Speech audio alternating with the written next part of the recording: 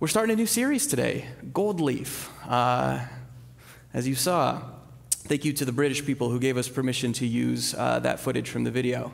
They'll probably never hear me say that. But what is the series about? There is, I'm going to butcher the pronunciation here. There is a artistic technique in pottery. I believe it originates in Japan.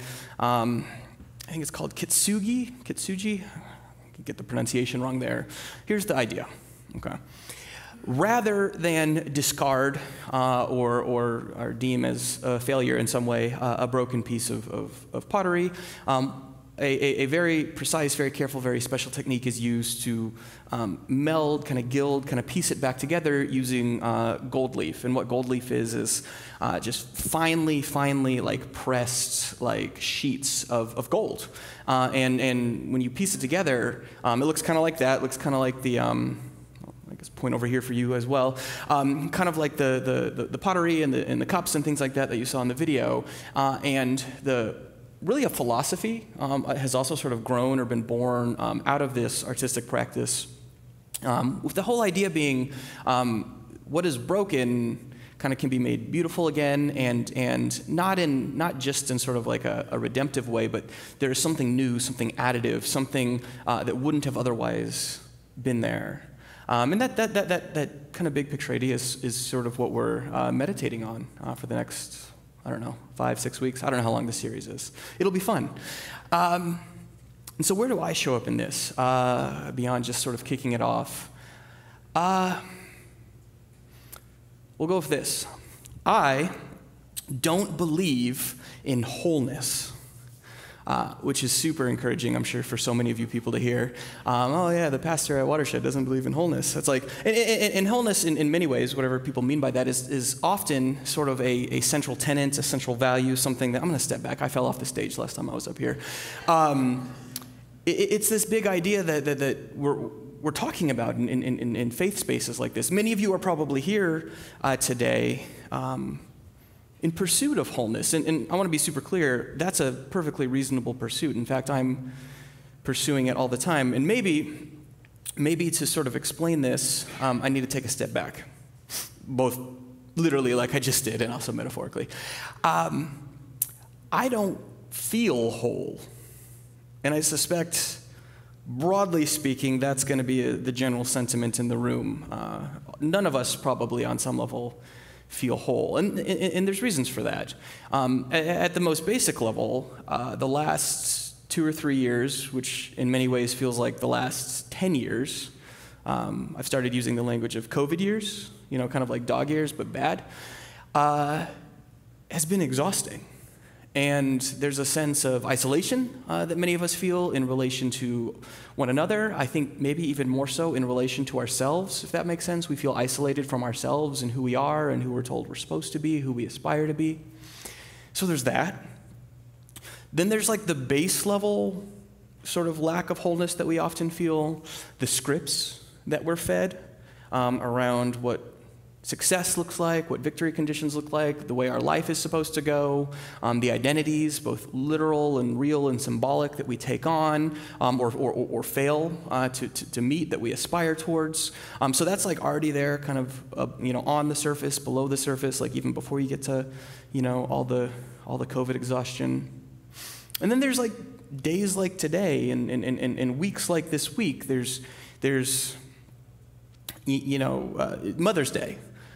Just full disclosure, Mother's Day, at least for a church like Watershed, is kind of become a day where there's just not a lot of enthusiasm amongst our teaching team for claiming this one, because the church has a really, really bad history of navigating the implications of Mother's Day and the emotions and the conflicts and what people are feeling. Taryn said something this week as we were preparing, kind of this idea that maybe a healthier way of looking at this is by emphasizing this idea of mothering, because for reasons chosen and unchosen, oftentimes the kind of the stereotypical historical notion of motherhood is painful, perhaps because of aspirations unmet, experiences that were hard, or any number of other reasons. I mean, for myself, the way I'm showing up to this, to a day like today, on top of, the years recently, on top of kind of like, just the challenge of life in general that I'm sure you all can relate to. I'm realized in kind of in preparation for showing up this Sunday that, like, the scripts that I've failed to fulfill over the last couple years have probably affected me more than I realized. So some context for that. So back in 2016, I was let go from the church I used to work at because I decided that I liked black people and gay people more than they did. And it's the nicest way to put it. And I moved here and found Watershed right away, which was lovely.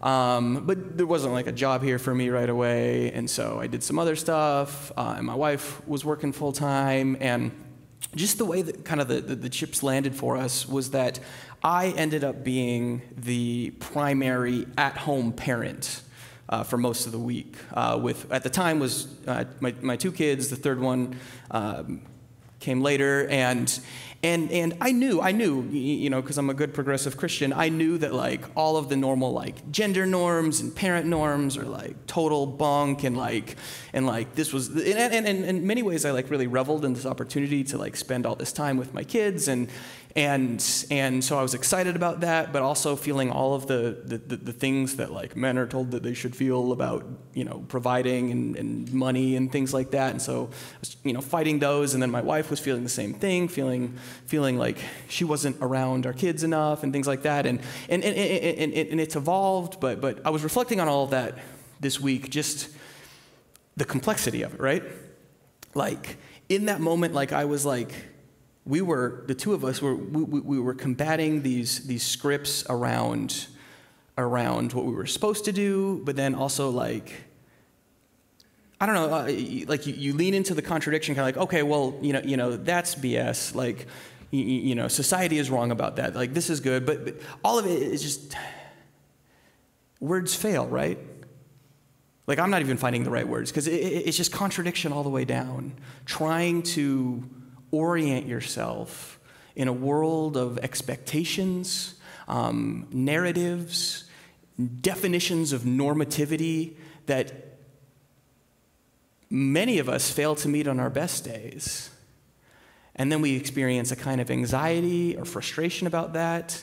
I don't know if this is like the dictionary or the proper clinical definition of frustration or anxiety, but like, I weave in and out of these two things. Frustration, what I mean by that is like this kind of seeing where I think I want to be or where I'm supposed to be, and then being frustrated that I can't get there. With anxiety over here, kind of just being like a general, I don't know what's going to happen. And because I don't know what's going to happen, I don't know how to show up. I don't know what identity to occupy, what emotion to put forth. I don't know how to receive the inputs that I'm receiving relationally, societally. It's kind of a mess. I'm just assuming you all kind of know what I'm talking about. Maybe you're sitting here being like, ooh, that guy should take his own advice. He needs yoga and therapy. But I'd like to think we all do. And so as I'm showing up this morning, as we're kicking off this series, as we're doing our best to navigate Mother's Day, as we're doing our best to navigate the political climate of our country, which was turned up to the nth degree this week, I keep coming back to this idea that I don't believe in wholeness. Now, little disclaimer, little caveat. Next week, you're going to hear from one of my favorite people in the world, and she's going to tell you, she's probably going to give you a different take on wholeness. And so I acknowledge that there's some slippage with that word, right? It means different things to different people. So I want to try to explain what it means to me this morning. And really that example, who you're going to hear from next week, it's Kim, by the way. That was Kim. Who you're going to hear from next week. and me, just the slippage between that word, and this is where I'm going to get all nerdy on you, that kind of gets at what I'm getting at here. Like, words fail. And not just in the cliche way, like you've probably heard that before, like someone talking about something that is deeply painful or deeply beautiful, and as they try to put it to words, words fail, and things like that. But like literally, like almost at a definitional level, like language is broken. Like the entire way that language works is we are constantly trying to articulate, trying to arrest, trying to pin down, I don't know what just happened, trying to pin down our experience, trying to hold it in place with symbols, language, words, letters, images sometimes.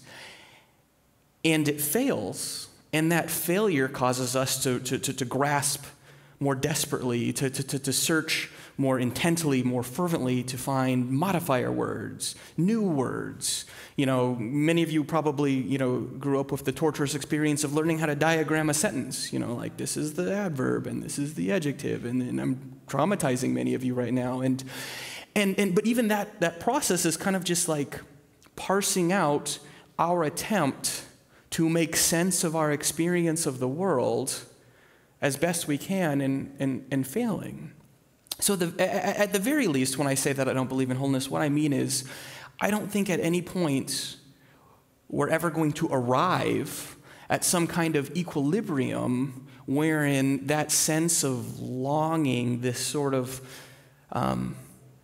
this gap, this sort of failure that we feel goes away, if only in part because words fail. Because even I experience this all the time. Maybe you do, maybe you don't. It makes sense in my head, and then the moment I open my dumb mouth, it's like, that's not what I meant. And maybe I try to pull the words back in. Maybe I fumble with new ones, trying to clarify. And that's even assuming that like we even mean the same thing by the words that we're talking about. Like at best, maybe we're at like 80%. It's a mess. And there's this idea within faith communities, maybe outside of faith communities, maybe it's just kind of a universal idea, but the idea is grace, right? And the way I was raised to think about grace is sort of it's a reactionary thing. It comes in after the fact, after the failure, and it says, it's all right, like, we're good, we're gonna let this one slide for now. I think, what was the kind of the weird fundamentalist way it was told to me? Like, mercy was not giving someone something that they deserve, like punishment-wise, and grace was giving something they don't deserve. Don't go with that. I mean, it's probably fine, but a definition that I like a little bit better, I think this comes from Paul Tillich, the theologian, is grace is accepting that you're accepted. I like that a little bit better. No, a lot of it better. I like that a lot of it better. But what I want to get at today, biblically, is that, at least in some parts of the Bible, and I'm not, spoiler alert, this might also be scary for some of you. I don't necessarily think that the Bible is always 100% consistent on that front, on this front. Sometimes there's like different narratives going on. But at least part of the biblical narrative that I'm excited about is this idea that this whole notion of like grace coming in late and like picking up the pieces or picking up the loose ends. There's kind of a counter-narrative going on in the story of Jesus at like a macro level, like big picture level, that kind of complicates this a little bit. So I was trying to land on like what passage I wanted to zero in on to prove this to you or show it to you or whatever you need the Bible to do for you. And I just found all of these verses, too many to list. I actually have a slide that lists a bunch of them. All of these passages, we're not going to look at all of them, that would be exhausting, but like all of these passages talk about Jesus, or the Son, the eternal Son, for you Trinitarian enthusiasts and things like that, as this thing or this entity or this being or this force or this power, there's a lot of metaphors, that existed like before everything, like before time began, before the universe began. This verbiage, before the foundation of the world, gets used a lot, which is epic. And Sometime, if you're one of those like people who like really likes nerding out over theological things, I love you. That's me. I'm not going to indulge you as much as I want to right this moment. We can do that like over coffee or something at a different time. But there's all sorts of like theories and stuff like that about like what's God's relationship to time, because that's a big question for some people, and me included. So don't feel bad about that. But what I want to get to is in some of these passages, and this is the one we're actually going to look at. Jesus is also described as the Word.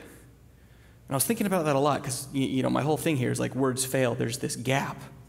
There's this failure between what is and what we at least believe or are told ought to be. That failure, that gap in language, in words, in our experience, in our ability to articulate, to grasp the world around us.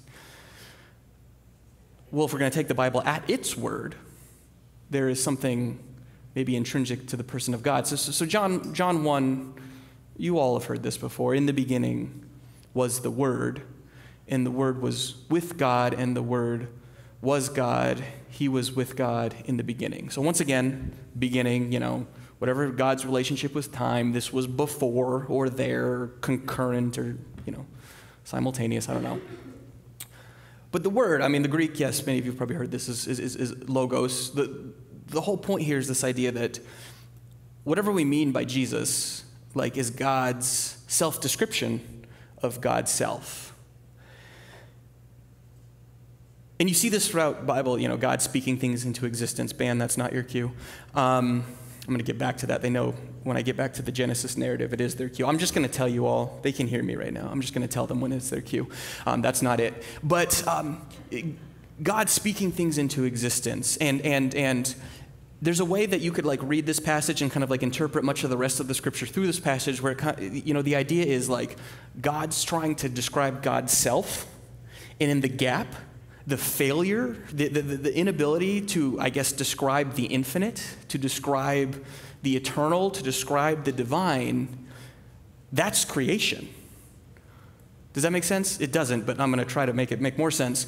God speaks God, and in the gap is all of us, born and bearing the image of God. In all of our attempts to describe ourselves, in all of our failures, all of our gaps to be whole, there is, in fact, the image of God within us. So maybe you're already starting to get the connection that I'm trying to make here. This idea of accepting that you're accepted, this idea of grace, in many ways, maybe is from the beginning. And what I mean by that is, maybe the gap, maybe. I thought I heard the band coming out. Maybe the failure, maybe the inability to arrest the kind of wholeness that we seek is not a bug, but a feature. And I want to be super careful with what I mean by that, because many of us experience all sorts of hurts and traumas, all sorts of harm, all sorts of marginalization and exploitation. In fact, much of what we do here at Watershed, much of our mission, our reason for being is to explore the intersections of what is faith, what is spirituality, what does God have to say about the very material ways in which trauma, abuse, harm shows up both personally, individually, and then also systemically within our society, within our politics, within our relationships. So what I don't want to do is create this narrative wherein I'm trying to say, that's actually good. That's been done by Christians in the past, both with good and bad intention, and that's not what I'm going for here. But maybe kind of what I want to be thinking about is this idea that there is a fundamental gap. There is a fundamental failure, so fundamental that it's synonymous with the very being of God. And that gap, that failure that we then experience is the very image of God within us. And rather than run from it, rather than resist it, because here's my thesis, here's my theory, it is precisely our attempts to fill the gap, precisely our attempts to overcome it, to defend ourselves from it, to create a buffer, a barrier, to win, that leads us to spiral into all of the ways that we hurt and abuse and harm ourselves and one another. all of our attempts to finally get there, and just to kind of concretize this for you, for some of us, it's a longing towards what could be, towards the future. You might find yourself saying, I've certainly found myself saying, to people like, you want to or you're not. More often, this is how it shows up. You're not on the right side of history on this. As if the moral arc of the universe really does, by default, bend towards justice. It's a nice idea. I might be a little skeptical. So there's this future orientation, and then I think particularly pertinent this week for some, there is this past orientation that if we can just get back to some sort of, and it's a fantasy, by the way, but if we can just get back to the way things used to be, the good old days, everything will be great again, and that will be right. We'll finally be, the reason that we don't feel whole, the reason that we feel this failure, this gap, this lack, is because we've strayed from the path. And so, I've got my political alignments, but even within that, there is still this sort of shared motivation across the personal, political, social spectrum of, if we can just figure out this thing that's going to make us whole. There's like an in-between version here, right? You're both wrong. It's just balanced in the middle, But all of it sort of takes for granted this idea that if we can just kind of get it right, if we can just overcome, if we can just fill the gap, overcome the failure, we'll have it. It'll be there. And so we get kind of this ends justifies the means mentality, where it doesn't matter what we have to sacrifice. Sometimes the sacrifice even feels good. Doesn't matter, the collateral damage. Let's just get there. But what if we gave ourselves permission to see the image of God in us in the gaps? What if grace meant something about our ability to accept that we're accepted, and in doing so, accept that it is precisely when words fail, literally, theologically, philosophically, metaphorically, precisely when, I'll personalize it, precisely when I don't live into or live up to the scripts of masculinity, what parenthood should look like, success as a human, as an individual, as an American, as a friend, as an ally. Not that those are always good things, but in the same way that for God, perhaps, it is this gap, this failure, as God attempts to, that's a weird phrase, God attempts something. As God attempts to speak God, and the gap, in that gap is this infinite well of creativity, this infinite well of possibility. All of us. If we can align ourselves with that, see ourselves with that, identify our own failure, our own gap with that divinity, with that infinity, with that possibility, does that free us then in some way?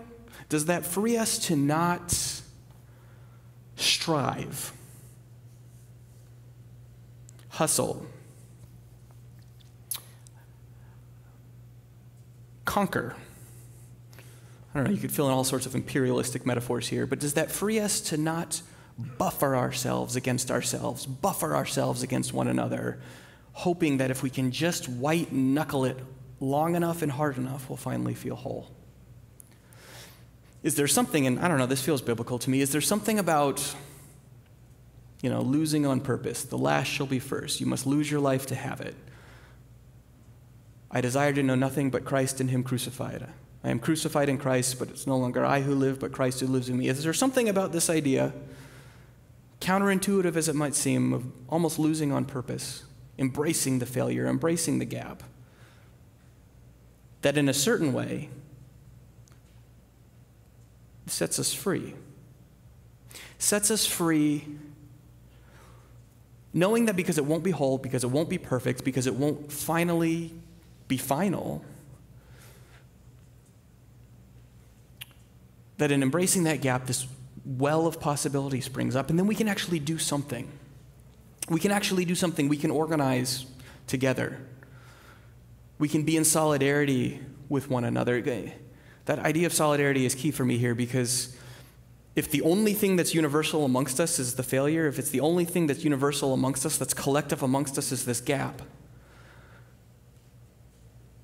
then in truth we share this collective vulnerability.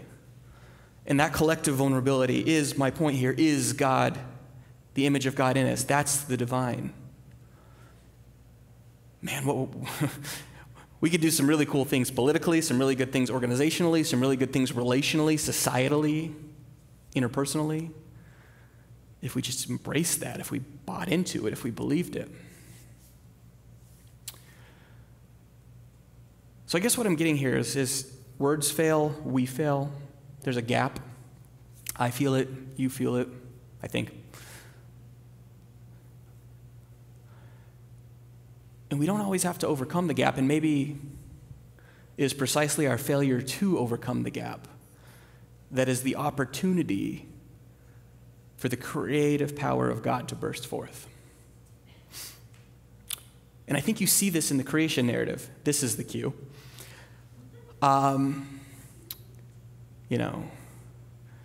The whole Genesis 1 creation narrative. God does what? God speaks things into existence. And I'm going to play a little fast and loose with it here, right? So, and I'm going to get the days wrong. Not a good pastor. So, like day 1, God said, let there be light, and then there was evening and morning, and God's like, it's okay.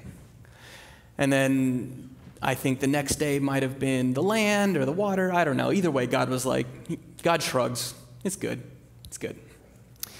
And then we get to, I think, some birds or fish or something, and then plants, but either way, same thing. Yeah, God's like, it's pretty good, pretty good, pretty good. And we get to the land animals and the stars and stuff in there. Stars are cool. God's not impressed. And then yes, day 6 or near the end of day 6, after the rest of the land animals were mediocre, God's like, okay, God makes humans in God's image, and God says, very good, or maybe God says, that'll do, good enough. And God's ultimate response to all of this, I think this is a poem, by the way. I don't think this is how it actually happened, but, everything in the Bible is true. Some of it actually happened. It's kind of my posture on this passage, but I think there's something true and beautiful in this narrative. So we get to the final day, and God finally accepts that words fail. So what does God do instead? Takes a break. Rests. In the student space, we have a few values that sort of guide our time together, and one of those values is play. And what I mean by play is sort of the freedom to practice being human, almost set aside in a rejuvenating sense, without the scripts, without the pressures, without the victory conditions. Because God knows our students, our adolescents, have a lot of victory conditions in their life. They get younger and they get younger, and the anxiety rises and rises because there are so many things that they've been told, so many boxes they need to check, even things that are historically fun, historically rejuvenating, historically life-giving have been commodified, attached to their futures and to their success, and this is a generation that is intimately aware of what's coming. Debt, climate change, an increasingly divided and hostile political climate. They feel all that. They internalize all that. So play. And it's not just the students. You all do the same thing. So play is this opportunity to practice our humanity with one another without the victory conditions. Play as Sabbath. Play as rest. And don't get me wrong, what I'm not saying is that in the face of pain, trauma, marginalization, injustice, that we just play. That's a sort of tone-deaf, sort of privileged thing that I might have said, 10 years ago from the stage. But what I am saying, what I hope I'm saying, what I think I'm trying to say is, when we play, we practice our humanity, and when we practice our humanity, we're simultaneously practicing our divinity. Because it's precisely in the way that our humanity fails, in the way that words fail, in the way that we fail, and the gap between the is and the ought, that is where the creative possibility, the creative energy, the creative power of God bursts forth in us. And I think there somewhere, in the solidarity that collective and mutual vulnerability creates, there is some genuine opportunity for change. That we need to go through the play, through the rest, through the cross, through this idea of losing on purpose, through the ways that we fall short and all the ways that we're told we shouldn't. Maybe somewhere in there is a kernel of freedom, something that will allow us to come together and struggle, because it'll be a struggle. Strive and struggle, believing that a different world is actually possible. So if I was able to reduce this all to one line, this is the end. I've already given you one cliche for the morning. Words fail, so I'll give you another. Mind the gap. It's very simple. Don't go over it. Don't fill it. Mind it. Embrace it. Mine it. Change the D to an E. Because in that gap, in that failure, in your humanity, is precisely, exactly, gracefully, and most perfectly when the image of God is most visible and present in you. Yeah, I think I'm good with that. Grace and peace.